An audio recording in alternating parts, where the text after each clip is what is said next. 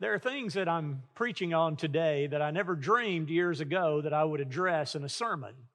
Yet, if you've listened to the news at all over the past few months, you've likely been hearing many stories relating to gender-type issues. Many stories on transgenderism or gender confusion or gender changes. And so this is something not that is a massive problem in our society. It's not something where millions of Americans are seeking to make a change. However, it is something that's presented to us for which we need to find a Bible answer. And no matter how recent some event may be, though we may classify it as a current event, we can understand that the answers in principle can be found within the pages of the Word of God. So what are some of the things that we're dealing with? Depending on what site you look at, sometimes you'll find that there can be as many as 15 or 20 different gender choices that you could choose in filling out a form. Some states are even talking about the idea of leaving gender absent on the birth certificate and allowing someone to fill that in later in life when that has been chosen. And even this week, before the state of Alabama, legislation is being discussed that would prohibit allowing children to be given any kind of hormone-blocking agents to prevent their particular birth gender coming in. So how do we deal with those issues? How do we answer our friends and our neighbors when we're presented with questions about this?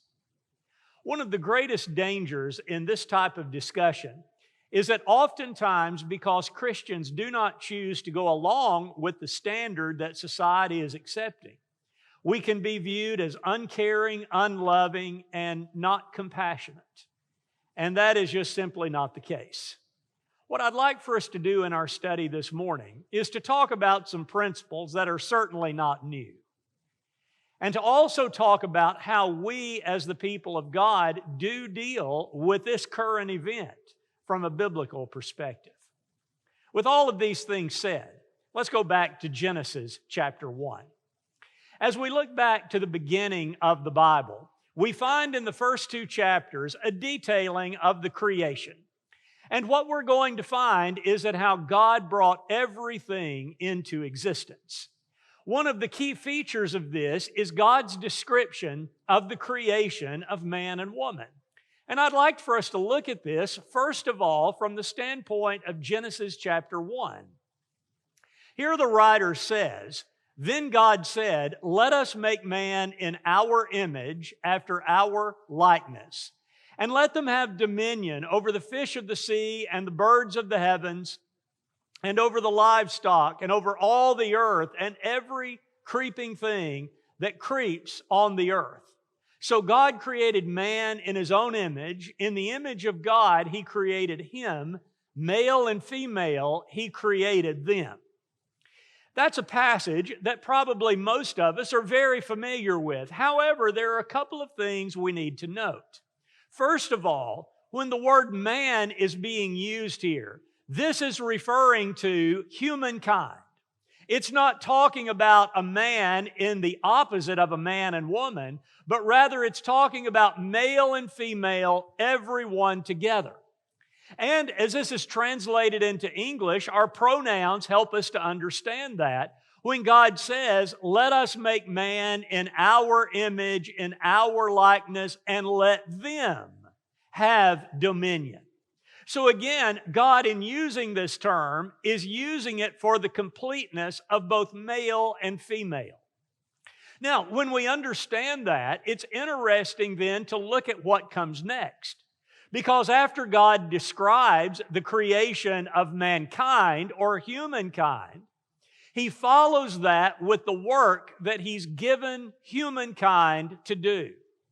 So in verse 28, this is what we find. Again, the plural being used. "And God blessed them, and God said to them."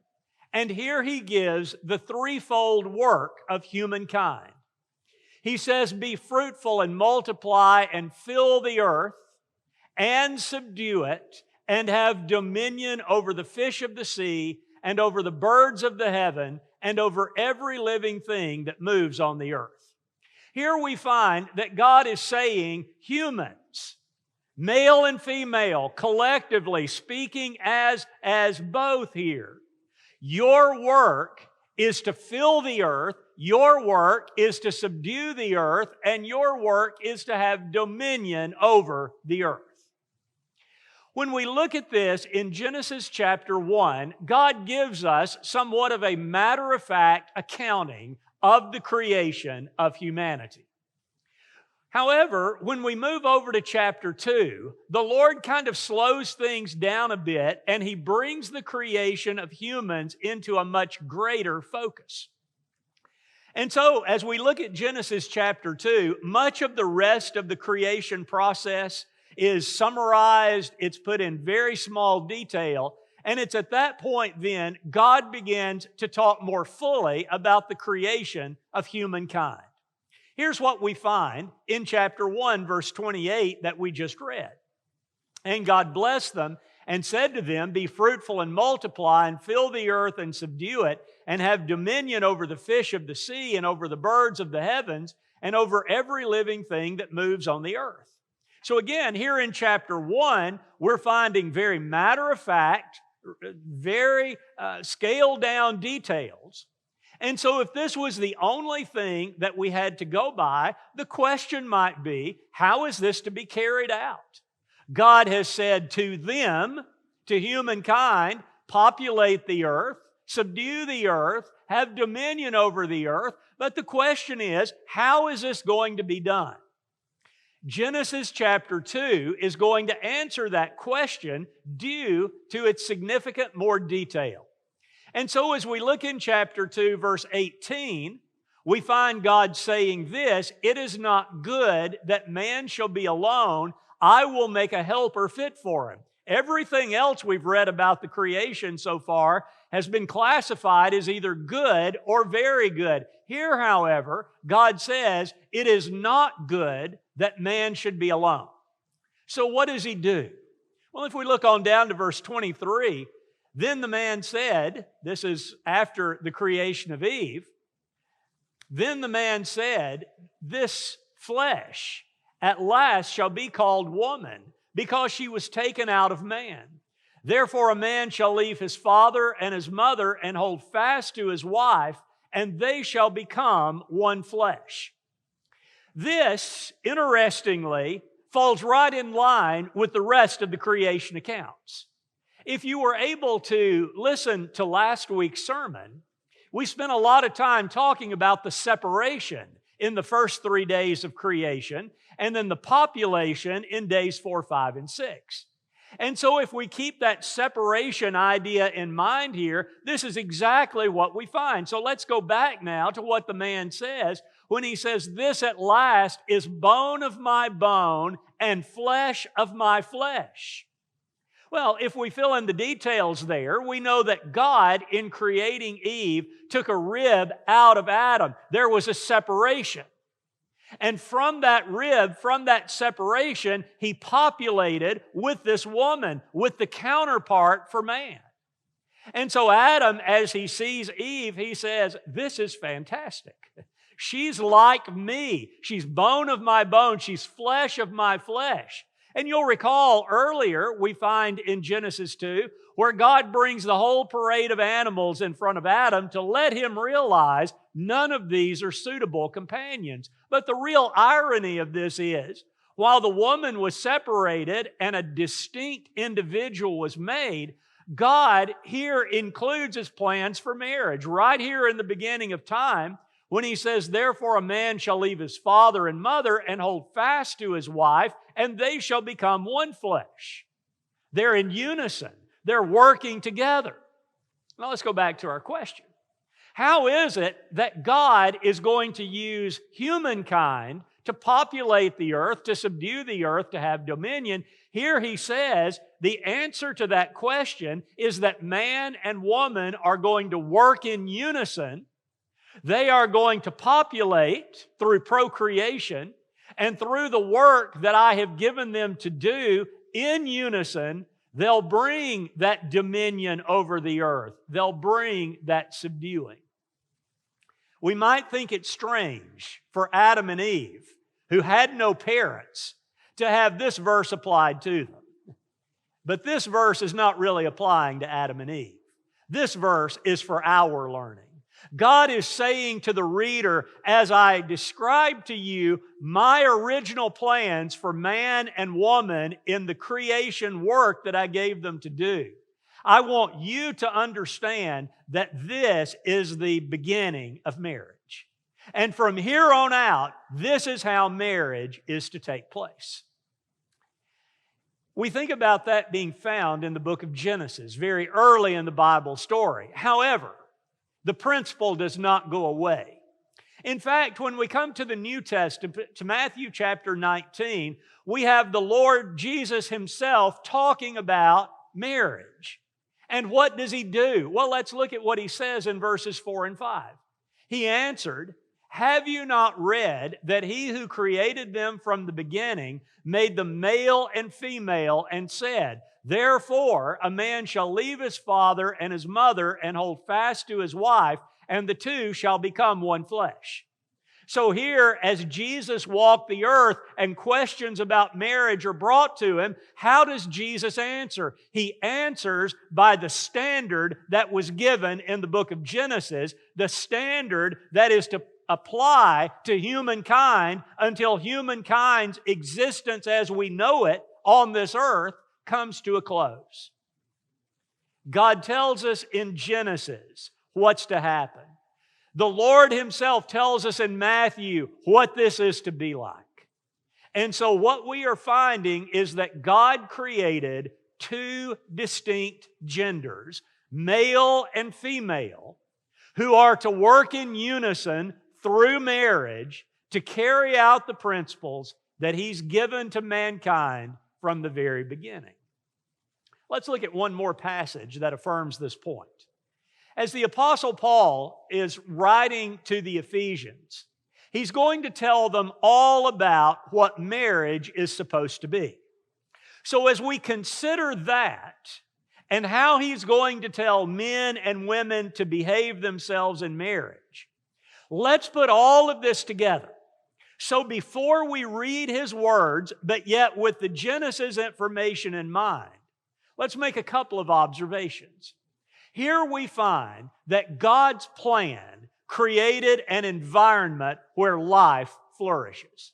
And I'll say this, I think that explains to us all of the regulations that God puts on of things concerning fornication and adultery and homosexuality and all of these different sexual sins. What He's saying is, I want the perfect environment where life can come in and new humans can come into being who are going to be raised in my glory and my honor, so that they can populate the earth with people who are in my image.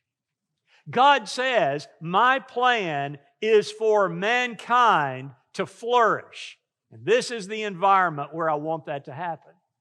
And once again, as we're moving into this passage that the Apostle Paul is going to give us, we need to understand that both man and woman are essential in this plan. It cannot be done alone. Okay, with that preface in mind, let's take a look here in Ephesians chapter 5, verses 21 down through 33, a rather long reading. But yet it helps us to make the point that God is seeing marriage as a permanent kind of relationship involving a man and a woman, a male and a female in their genders. And Paul is explaining how they are to treat one another. So let's take a look at this. If we back all the way up to verse 21, the last section of the letter ends by saying, submit to one another out of reverence for Christ. In other words, as servants of God, we are to put ourselves in a place where others are being served before we satisfy our own wants and needs. That's good to remember in approaching this passage. So the apostle then says, wives, submit to your own husbands as to the Lord. For the husband is the head of the wife, even as Christ is the head of the church, His body, and is Himself its Savior.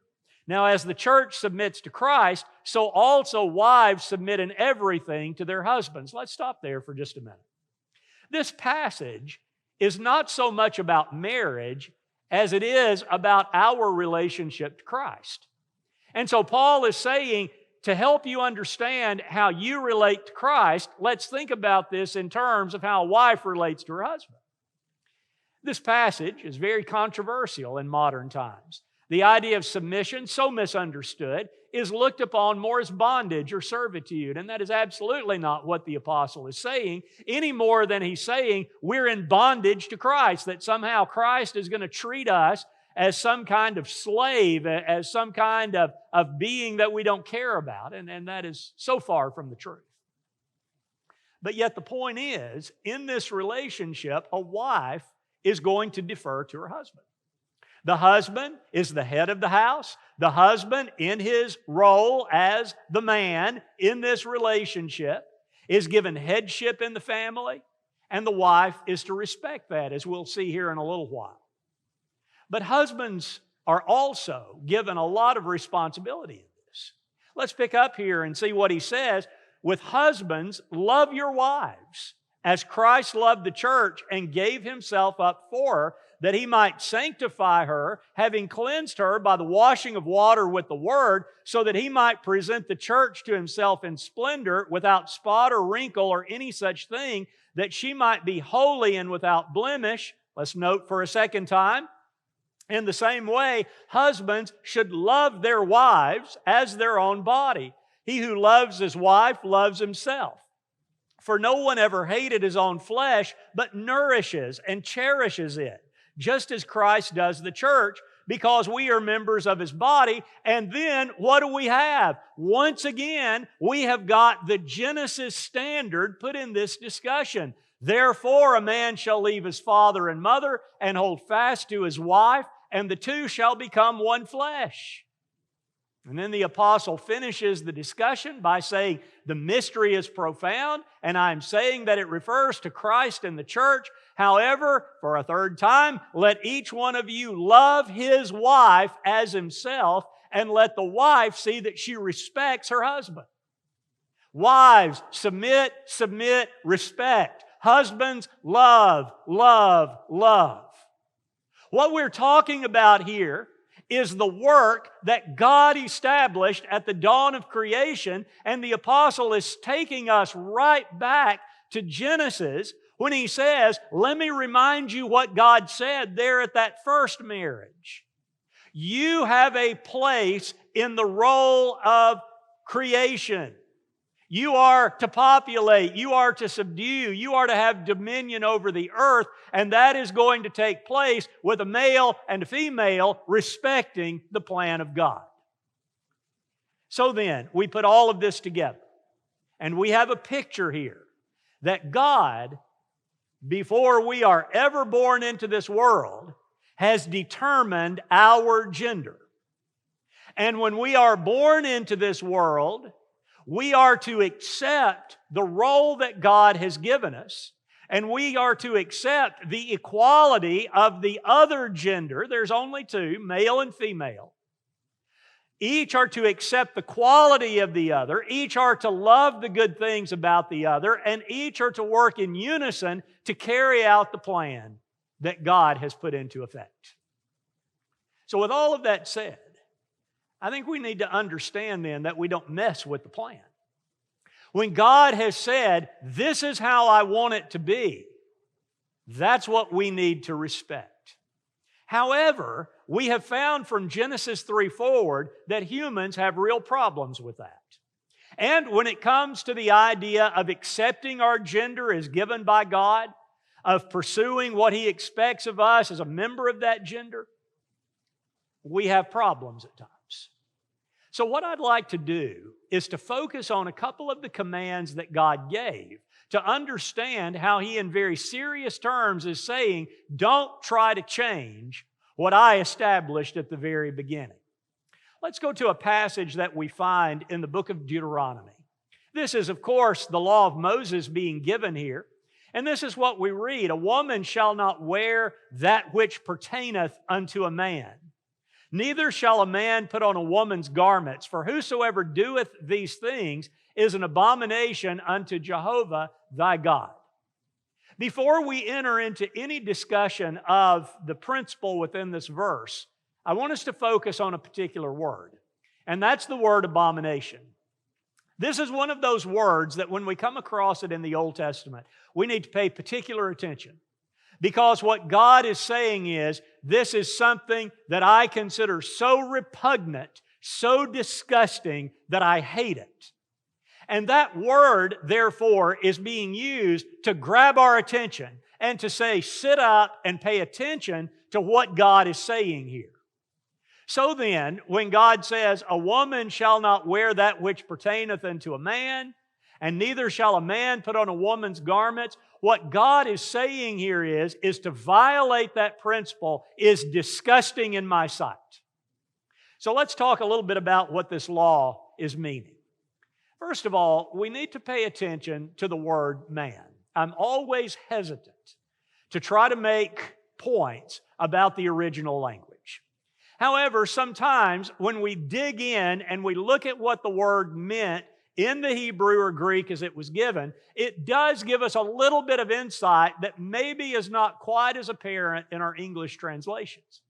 And I think that's true of the word man here, and here's why I say that. The word man is used a number of times in the book of Deuteronomy.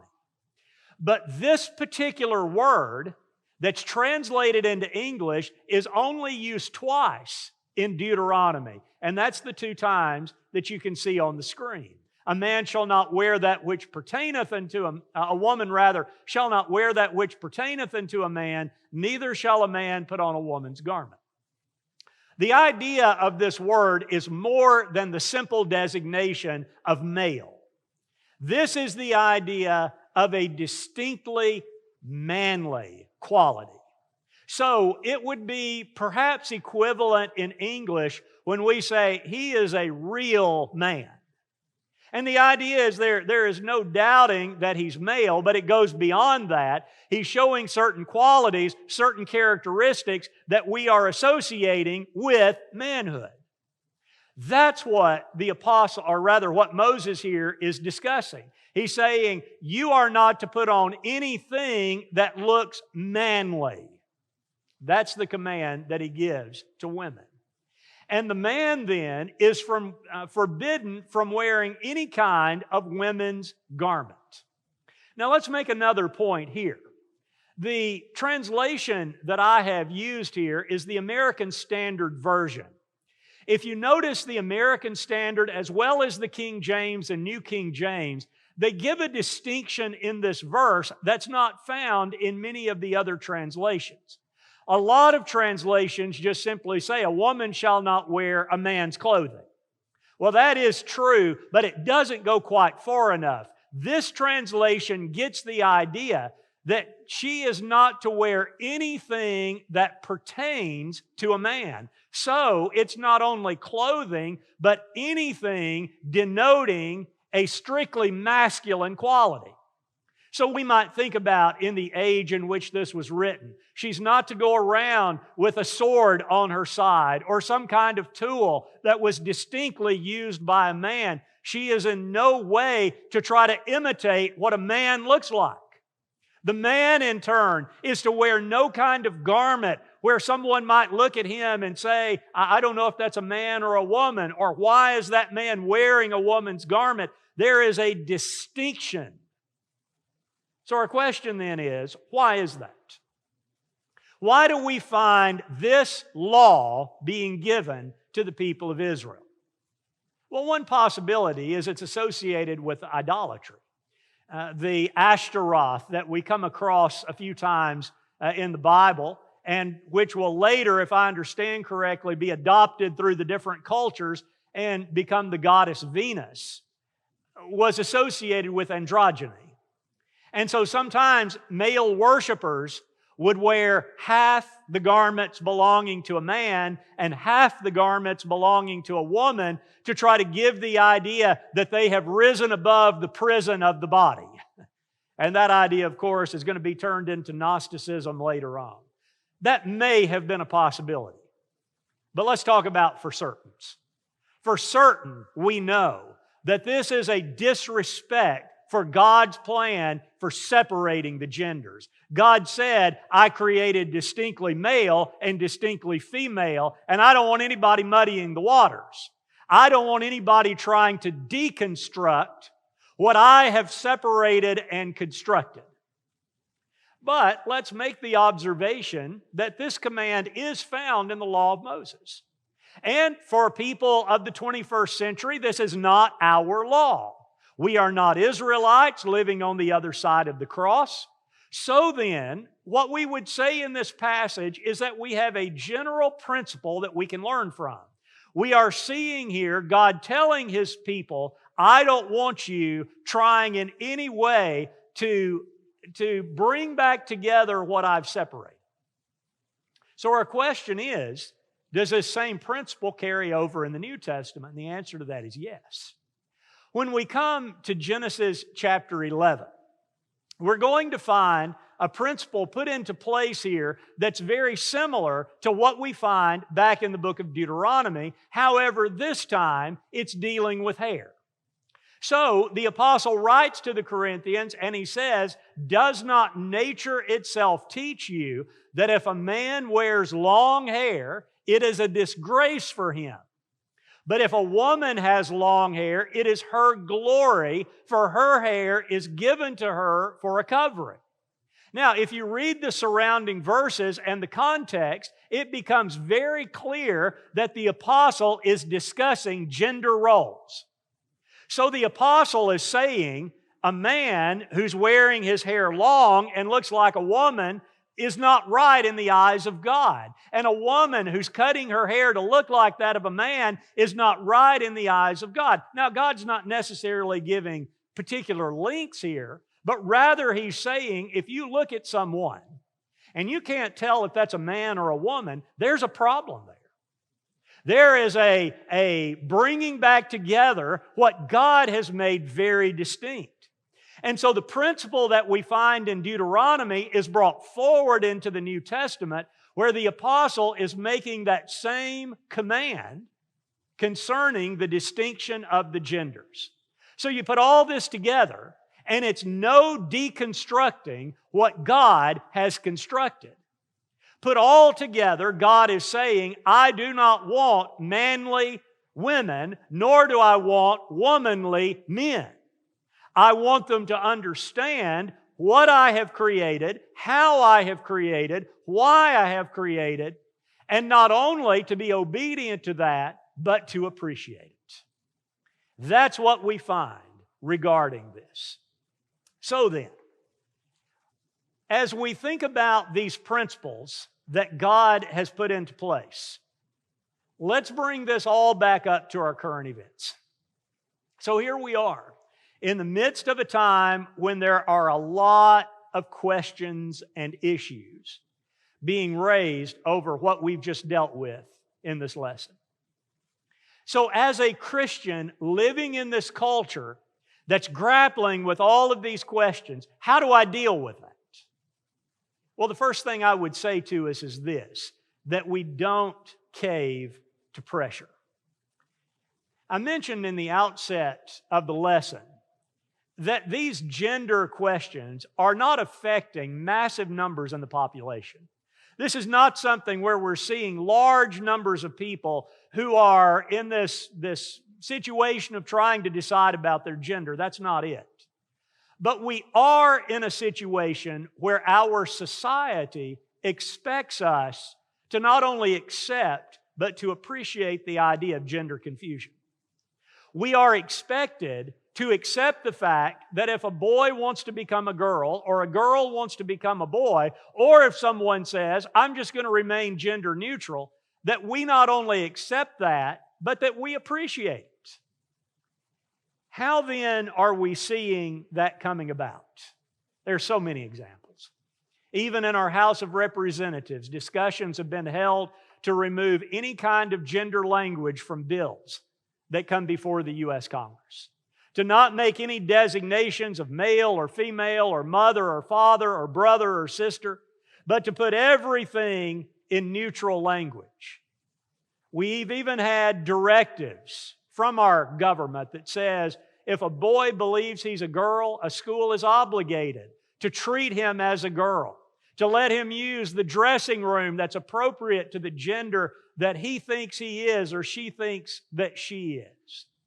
We're seeing these kinds of things coming, and even in the presidential debates of a few months ago, they began with the candidates identifying themselves and then giving their pronouns of choice. That's the culture that we're now living in. And the problem that we find is not that a great number of Christians are going to somehow start questioning gender. That's not it. The problem we're going to see is that this will, and probably already is, a major test in the workplace and in schools. Christians who are working in corporations that are seeking to maintain a good status with society will be expected to conform to these beliefs. And if schools are used as somewhat of these sociological laboratories for gender experiments, our children will be dealing with that also. And what that does not mean is that we suddenly pull ourselves out of society and we don't work in these places or we keep our kids out of school. That's not it. God has never said, try to separate yourself out from the world in that regard. But what it does mean for us is that we need to make sure that we are not allowing ourselves to fall prey to false reasoning. We must stay true to God's plan. I'm reminded of what the Apostle Paul told the Romans as he was about to discuss the sin of homosexuality and all of the problems associated with that and idolatry and for a number of things. He says, for although they knew God, they did not honor Him as God or give thanks to Him. But they became futile in their thinking, and their foolish hearts were darkened. Claiming to be wise, they became fools. One of the problems that we're going to see is that a refusal to accept this is going to be cast as an unloving response. And it's already being presented that those who are wise, that those who really have all the understanding they need, are willing to accept these things. But the apostle says that's exactly the opposite. He says those who abandon the plan of God are the ones who have abandoned wisdom, who have become foolish. And as these things began to pressure around us, as we began to be faced with an acceptance in our workplace or an acceptance in our school, it means that as the people of God, we must stay true to that principle that God laid down at the very beginning of time, that there are two genders, male and female, and that we are not going to cave to any kind of pressure to conform to any other standard. So as the people of God then, we understand that. However, as the people of God, we must also understand that truth has always got to be spoken in love. When we think about dealing with this kind of issue, there is a certain reaction to it. And sometimes that reaction is going to put us in the stereotypical view of Christians. That we are angry, that we are scared, that we are stuck in the past. None of those things being true.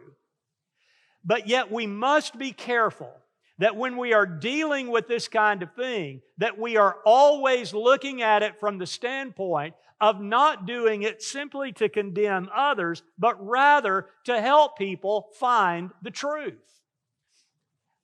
We don't always know what causes this gender confusion.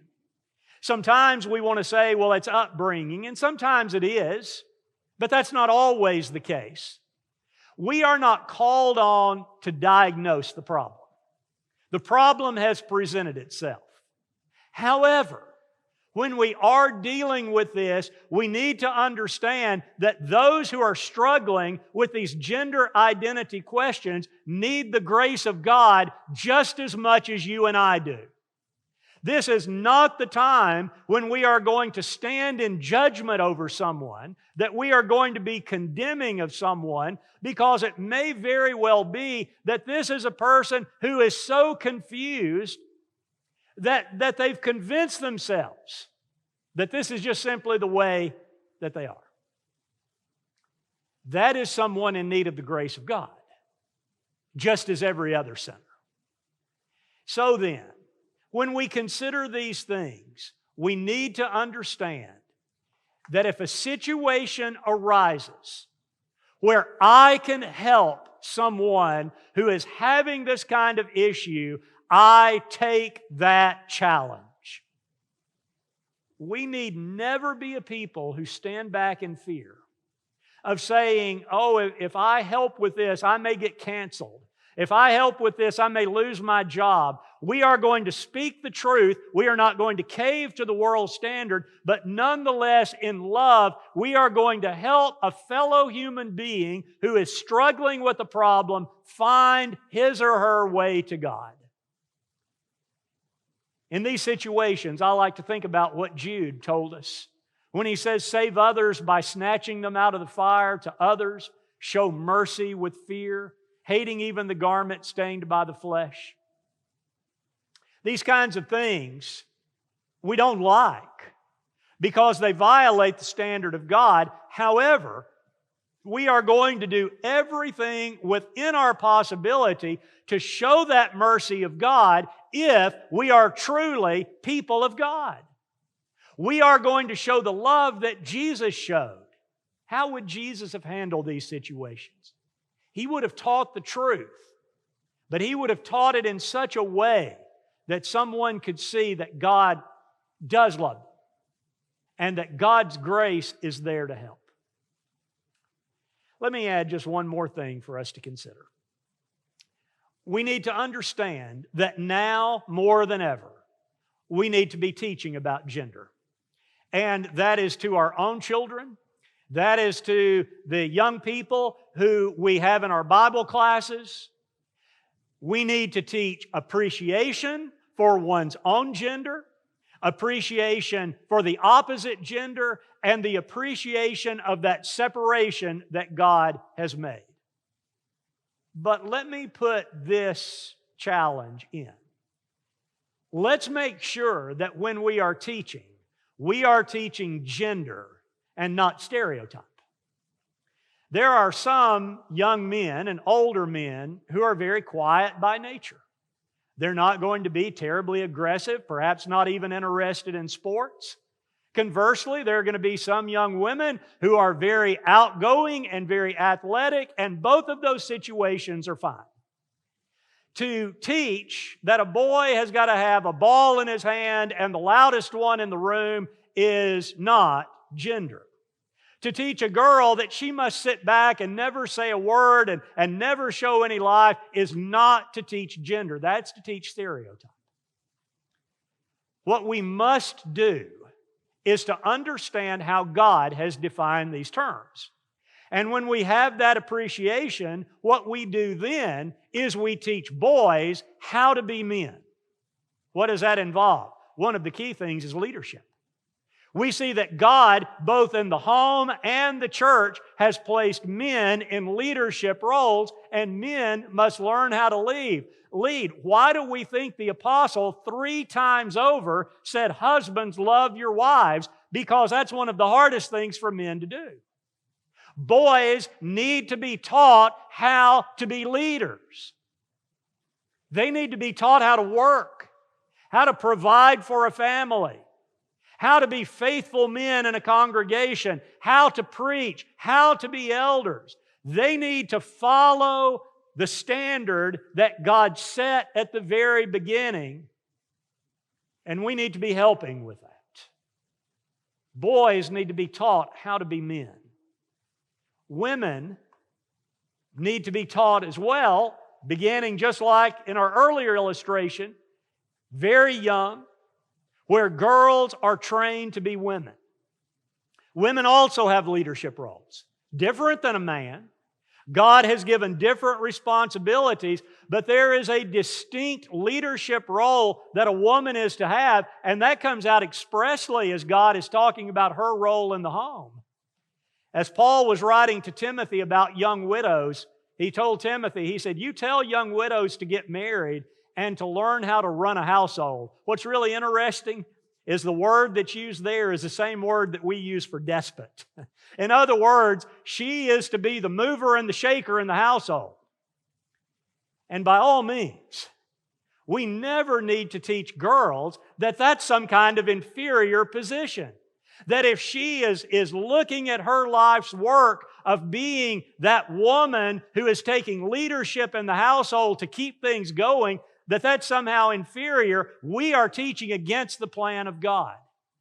We need to teach young girls how not only to run a household, but also their very strong role within local churches.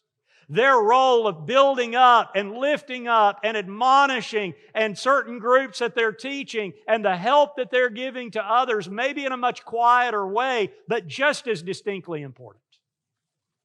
That's what we need to be doing. This is not a time when we sit around wringing our hands over the status of our nation. That's not it. This is a time when we look at the problem and we tackle it with the people who we can help.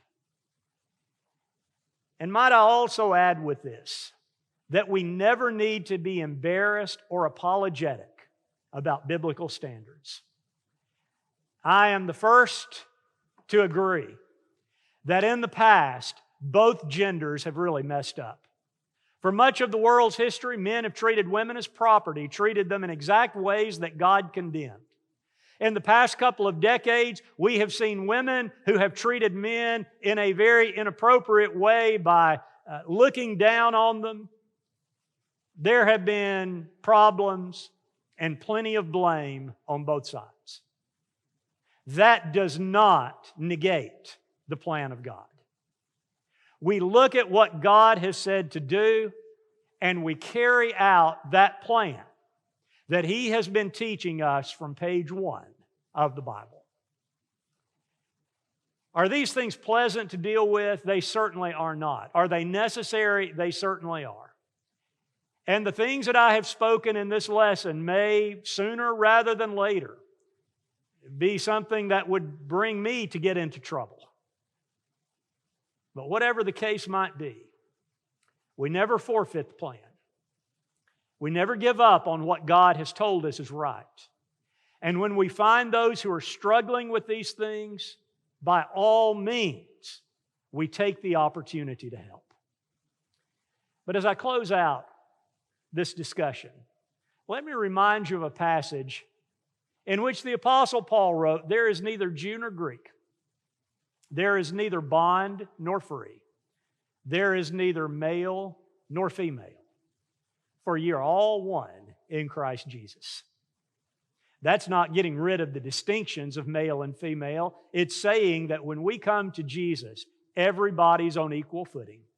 A man is no better than a woman is no better than a man. Neither has the right to look down on the other because both are equally children of God. And even though our times may be turning quickly away from any kind of morality, that promise remains as true now as it did 2,000 years ago. And so if you're thinking along the lines of becoming a Christian, I want you to think about this verse, that God wants you as a part of His family. And it doesn't matter what you've done before. It doesn't matter the sins you've been involved in, because like everyone else, you have sinned and fallen short of the glory of God. But also like everyone else, you're given the opportunity to come back to Him. If I can help you with that, you let me know. If you're ready to be baptized into Christ for the remission of your sins, we can make that happen. Whatever the case, let's make sure that we're staying true to the entire plan of God and to become His children, looking forward to that day when we will live in a place where His standard will always be supreme. Thank you so much for joining in with this study today.